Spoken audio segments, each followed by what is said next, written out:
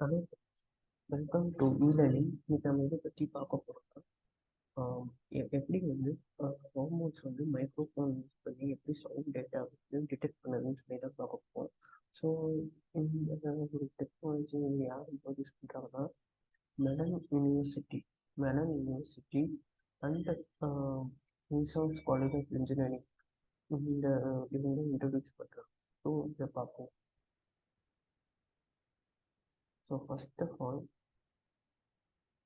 All நீங்கள் என்ன பண்ணுறாங்கன்னா, ஸோ இப்போ ஒரு மைக்ரோஃபோன் இருக்குன்னு வச்சுக்கோங்க.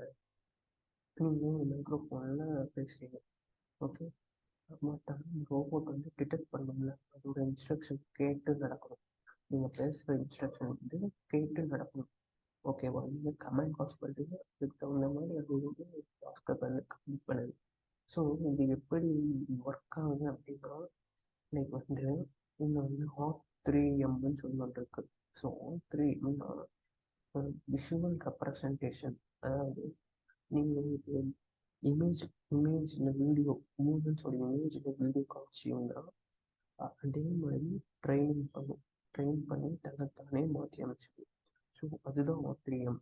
ABID அப்படின்னா லைக் வந்து ஆடியோ வீடியோ இன்ஸ்டன்ஸ் டிட்டர்மினேஷன், அதாவது ஆடியோ வீடியோவை வந்து டிடெக்ட் பண்ணுறது தான் இந்த ABID. ஸோ இது வந்து ட்ரெயின் பண்ணுறாங்க, அதாவது ட்ரெயின் பண்ணிகிட்டே இருக்கிறாங்க. ட்ரெயின் பண்ணி முடிச்சோடனே ஸோ MLP, அதாவது மல்டி லேயர் ப்ரிசெப்ட்ரான்.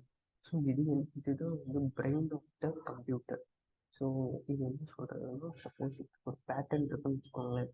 இப்போ ஒரு வேலையை வந்து இப்படி தான் செய்யணும் அப்படின்னு சொல்லி ஒரு ப்ரோட்டோகால்ஸ் இருக்குன்னா, அதுக்கு தகுந்த மாதிரி இந்த MLP வந்து அந்த டாஸ்க்கை மட்டும் செய்யும். ஸோ இந்த பிளாட்ஃபார்மை யூஸ் பண்ணி MLP யூஸ் பண்ணி செய்கிறாங்க. ஸோ இது வந்து பார்த்தீங்கன்னா